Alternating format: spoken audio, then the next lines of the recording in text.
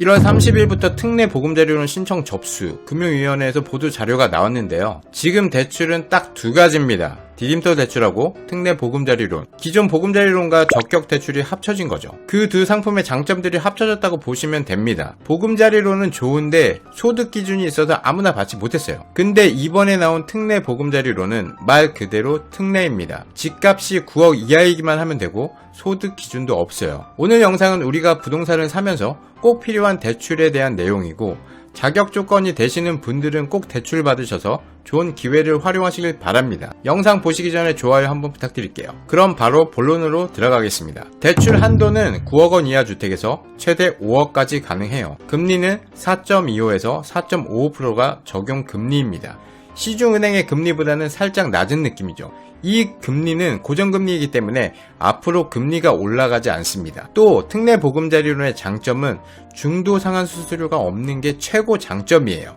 앞으로 시중에 더 낮은 금리의 대출 상품이 나올 경우에 바로 갈아타시면 됩니다. 1년 동안만 한시적으로 발표를 했는데 왜 그렇습니까? 모든 상품의 마케팅은 동일합니다. 항상 할 수 있으면 사람들이 안 하죠. 거기에 제한을 두고 1년만 한다 그러면 마음이 급해집니다. 결국 빨리 대출받아서 1년 안에 집사, 이런 취지가 들어있는 거예요. 디딤돌 대출이 좋다, 특례 보금자리론이 좋다, 말이 참 많습니다. 하지만 특례 보금자리론이 조금 더 핫해서 디딤돌이 살짝 밀리는 느낌이 있어요. 그래서 특례 보금자리론을 알아보면서 디딤돌 대출도 같이 한번 보겠습니다. 언론에서 하도 특례 보금자리론만 언급을 해서 일부 사람들은 특례 보금자리론만 있는 줄 알고 있어요. 자, 비교 분석 들어가겠습니다. 1. 주택가격. 특례 보금자리론은 9억 이하, 디딤돌은 5억, 신혼부부는 6억. 6억 이상의 주택은 디딤돌은 받을 수 없습니다. 하지만 요즘 집값이 많이 빠져서 6억 밑으로 사는 게 메리트가 있죠. 9억짜리를 5억 대출을 받아도 4억이 있어야 하는데 4억 있는 사람은 흔치 않습니다. 그쵸? 매매는 9억에 했는데 KBC는 10억입니다. 특례 보금자리론 가능할까요? 안 됩니다. 매매가 KBC세 모두 9억 원 이하만 가능합니다. 2. 면적 제한. 특례 보금자리론 제한 없음. 디딤돌 8호제곱미터까지 가능. 디딤돌은 국평 8호제곱미터를 넘어간 평수는 안 됩니다. 특례 보금자리론은 면적 제한이 없어요. 면적 헷갈리시는 분들은 여기 위에 영상 한번 보시고 오세요. 제곱미터를 평수로 순식간에 바꾸는 능력을 장착하실 겁니다. 네.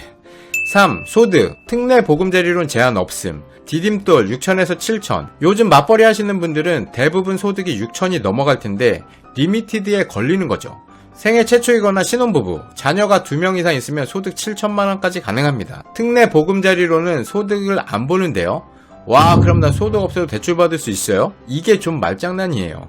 위로는 소득이 7천 이상, 그러니까 억대 연봉이라도 소득을 안 보기 때문에 특례 보금자리론을 받을 수 있습니다. 하지만 소득이 작으면 DTI가 안 나와서 한도가 줄어들어요. 결국 소득이 영향이 있다는 얘기입니다. DSR은 안 보지만 DTI를 보는 거죠. 보통 만기 기간이 짧으면 DTI를 충족하기 어렵습니다. 대출 한도가 적은 분들은 30년, 40년, 50년으로 대출 기간을 늘려서 대출 금액 한도를 늘리는 것도 방법이에요. 10년, 15년, 20년, 30년, 40년, 50년 6가지 대출 만기 기간이 있습니다. 물론 대출 기간이 길어지면 길수록 금리는 올라갑니다.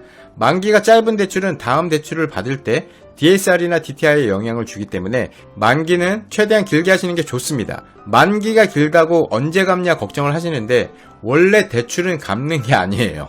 그 이유에 대해서는 제가 영상 마지막에 말씀드리겠습니다. 우대금리도 가능하다면 한번 확인하셔야 합니다. 저소득층 청년, 사회적 배려층, 한부모, 장애인, 다문화, 다자녀 0.4% 금리 깎아줍니다. 신혼가구, 미분양 주택인 경우에도 우대금리 적용되는 거 꼭 확인하셔야 해요. LTV는 똑같이 70%, DTI도 똑같이 60%입니다. 근데 대출 한도의 차이가 큽니다. 생애 최초 주택 구입자의 경우는 LTV 80%로 적용이 됩니다. 특례 보금자리론 경매 잔금 대출로 가능한가요? 경매로 낙찰받아서 특례 보금자리론으로 가능하다고 해도 별로 메리트가 없어요. 일반적으로 LTV가 70%인데 경락잔금 대출은 감정가 70% 안으로 낙찰받으면 LTV 80에서 90%가 가능합니다. 한도가 완전 틀리죠. 90% 나오는 대출은 경락잔금 대출밖에 없습니다. 왜 그렇습니까? 싸게 샀으니까 그런 거예요. 경매도 필수로 공부를 하셔야 합니다.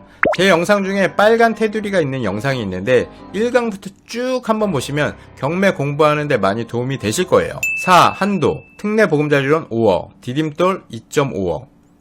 디딤돌은 2억 5천인데 신혼부부는 4억, 이자녀는 3억 천, 또 생애 최초는 3억, 이렇게 상황마다 조금씩 한도가 다릅니다. 그럼 두 개의 장단점은 뭘까요? 특례보금자리로는 소득이 7천이 넘어가도 대출이 가능하다. 하지만 반대로 소득이 작아서 DTI에 걸려 대출 한도가 줄어든다. 소득이 괜찮다면 9억 주택을 5억까지 대출을 받을 수 있다. 이거고요. 디딤돌은 금리가 2.15%에서 3%로 고정이다. 금리가 2%대로 나오는 건 정말 매력적인 거죠. 시중에서는 절대로 받을 수 없는 금리로 받을 수 있다는 게 가장 큰 장점입니다. 특례보금자리로는 4.05%에서 4.45%예요. 이것도 괜찮은 금리입니다. 제가 최근에 연장한 대출은 7%예요. 3.5%에 실행한 대출이 7%가 돼서 대출이자가 2배가 되었습니다. 우리가 주식이 1에서 3% 오르고 떨어지는 건 정말 미미하다고 생각하는데 이런 주택담보대출은 액수가 억대이기 때문에 5억일 경우 2%면 매달 83만원, 4%면 166만원, 7%면 무려 291만원입니다. 장난이 아니죠. 여기에 원금 상환까지 하면 뭐 월급으로는 절대 집을 살 수 없는 구조인 거예요. 디딤돌은 신혼부부가 4억까지 나오니까 같은 4억일 경우 디딤돌은 2%로 매달 66만원이고 특례보금자리로는 4%로 132만원입니다. 내가 돈이 4억이 있어. 그냥 대출 없이 살 수 있는 사람이라도 디딤돌이 가능한 사람은 2%대로 대출받아서 일단 집을 사고 내 돈은 그냥 저금해놔도 은행이자는 3%대니까 완전 대출을 활용해야 하는 거죠. 은행이자로 대출이자 내고 매달 30만원씩은 떨어집니다. 그래서 셈이 빠른 사람은 매달 소고기를 공짜로 먹을 수 있는 거예요.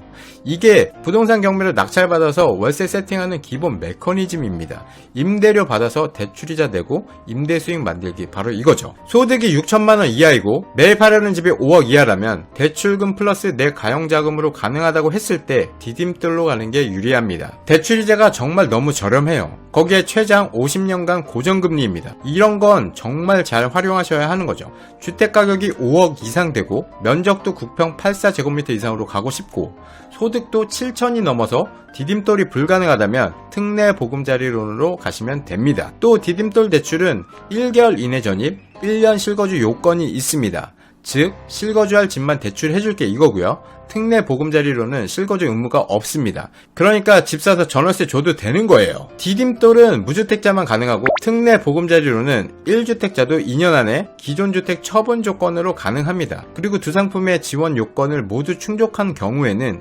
상대적으로 대출금리가 낮고 지원 한도가 낮은 디딤돌부터 받고 특례보금자리론으로 나머지 필요한 금액만큼 받을 수도 있어요. 신청 방법은 한국주택금융공사 홈페이지 스마트주택금융 앱을 통해 신청하시면 됩니다. 신청 기간은 여유있게 최소 한 달은 잡고 움직이셔야 해요. 많은 분들이 대출받아서 전세에 맞추면 된다고 생각하는데 기본적으로 대출이 있는 집은 전세를 들어오지 않습니다. 대출을 상환하는 게 원칙이고 선순위 대출을 좀 남겨놓고 전세를 맞추면 투자금이 덜 들어가기 때문에 전세 물량이 없고 전세가 올라가는 지역에서는 이것도 가능합니다.